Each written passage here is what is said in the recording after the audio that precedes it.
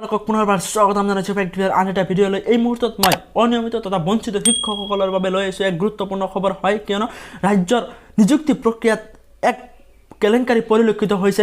সবিশেষ আপোনালোকক মই এই ভিডিঅ'টোৰ জৰিয়তে জনাম। আপোনালোকে ভিডিঅ'টো প্ৰথমৰ পৰা শেষলৈকে চাই থাকিব স্কিপ নকৰাকৈ। আৰু যদি আপোনালোকে মোৰ চেনেলত নতুন তেন্তে চেনেলটো ছাবস্ক্ৰাইব কৰি কাষত থকা বেল আইকনটো দবাই দিব, কিয়নো আপোনালোকে জানে যে ফেঞ্চাৰ স্কুলৰ লগত জড়িত বিভিন্ন ধৰণৰ আপডেটসমূহ মই আপোনালোকৰ সন্মুখত পোনপ্ৰথমতে ভিডিঅ'ৰ জৰিয়তে উপস্থাপন কৰোঁ। নকৰাকৈ বলক মূল কথালৈ আগবাঢ়ো। ইয়াত দেখিবলৈ পাইছে যোৰহাট বিজ্ঞান আৰু প্ৰযুক্তিবিদ্যা প্ৰতিষ্ঠানত নিযুক্তিৰ অনিয়মৰ অভিযোগ। ইয়াতে আপোনালোকে মন কৰিলে দেখিবলৈ পাব সামন্তলৈ অনুসূচিত জাতিৰ যুৱ ছাত্ৰ পৰিষদ অসম স্মাৰক পত্ৰ বিত্তং মন্তব্যটো ইয়াতে আপোনালোকে দেখিবলৈ পাইছে। তো আপোনালোকে ভিডিঅ'টো চাই থাকক, মই গোটেইখিনি বস্তু আপোনালোকক দেখুৱাই আছোঁ।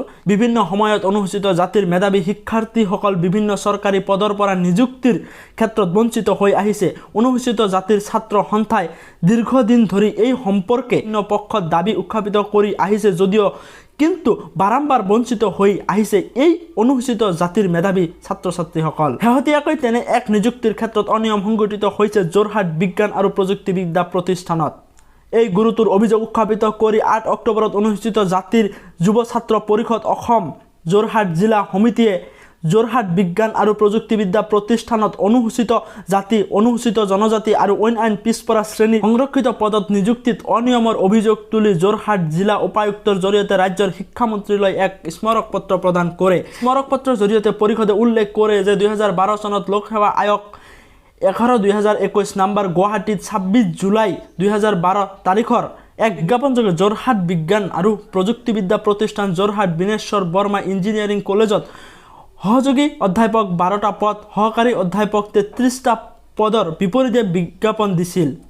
এই বিজ্ঞাপনৰ আধাৰত 2014 চনত নিযুক্তি দিয়া হ'ল যদিও অনুসূচিত জাতি আৰু অনুসূচিত জনজাতি আৰু অন্যান্য পিছপৰা শ্ৰেণীৰ বাবে সংৰক্ষিত কেইটামান পদ নিযুক্তি দিয়া নাই। কিন্তু আৰ্হতা সম্পন্ন প্ৰাৰ্থী থকা সত্ত্বেও কিহৰ ভিত্তিত এই পদৰ বিপৰীতে চৰকাৰী অধিসূচনা অনুসৰি 3বাৰ বিজ্ঞাপন নিদিয়াকৈ সাধাৰণ শ্ৰেণী বা লোকৰ বাবে মুকলি শ্ৰেণীলৈ পৰিৱৰ্তন কৰিলে এই বিষয়ে তদন্ত হোৱা উচিত। সংৰক্ষিত পদৰ বিপৰীতে সাধাৰণ শ্ৰেণীৰ ব্যক্তি নিযুক্তি দিছে তাৰ এক উচ্চ পৰ্যায়ৰ তদন্ত কৰি অনুসূচিত জাতি, জনজাতি আৰু অন্যান্য পিছপৰা শ্ৰেণীৰ প্ৰাৰ্থীক নিযুক্তিৰ ব্যৱস্থা কৰিবলৈ দাবী উত্থাপন কৰে। 2010 চনৰ পৰা 16 চনলৈ যোৰহাট বিজ্ঞান আৰু প্ৰযুক্তিবিদ্যা প্ৰতিষ্ঠানত সমবায়ৰ অধীনত প্ৰশাসনিক কাম কাজ চলি আছে যদিও 2016 চনৰ পৰা চৰকাৰৰ প্ৰত্যক্ষ তত্ত্বাৱধানত প্ৰশাসনিক কাম চলিছে। কিন্তু দেখা গৈছে যে এনে এক ঐতিহাসিক মহাবিদ্যালয়ত বহু দিন ধৰি স্থায়ী অধ্যক্ষ নিযুক্তি হোৱা নাই। এনে এখন উচ্চ প্ৰতিষ্ঠানত অধ্যক্ষগৰাকী ভাৰপ্ৰাপ্ত হৈ থকাটো অতি দুৰ্ভাগ্যজনক। গতিকে অতি সোনকালে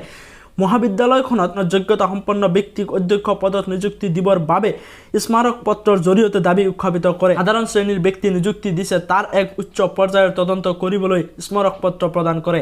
তো আপোনালোকে দেখিবলৈ পালে যোৰহাট বিজ্ঞান আৰু প্ৰযুক্তিবিদ্যা প্ৰতিষ্ঠানত নিযুক্তি প্ৰক্ৰিয়াৰ ক্ষেত্ৰত এক ভয়ংকৰ কেলেংকাৰী পৰিলক্ষিত হৈছে। গুৰুত্বপূৰ্ণ খবৰটো মই আপোনালোকক ভিডিঅ'ৰ জৰিয়তে জনালোঁ। আশা ৰাখিছোঁ ভিডিঅ'টো চাই আপোনালোকক ভাল লাগিছে। যদি ভিডিঅ'টো চাই আপোনালোকক ভাল লাগিছে তেন্তে ভিডিঅ'টো লাইক কৰক, কমেণ্ট কৰক, শ্বেয়াৰ কৰক, লগতে চেনেলটো ছাবস্ক্ৰাইব কৰি কাষত থকা বেল আইকনটো দবাই দিব, কিয়নো আপোনালোকে জানে যে এনেধৰণৰ ভিডিঅ'ৰ আপডেট মই পোনপ্ৰথমতে আপোনালোকৰ সন্মুখত উপস্থাপন কৰোঁ।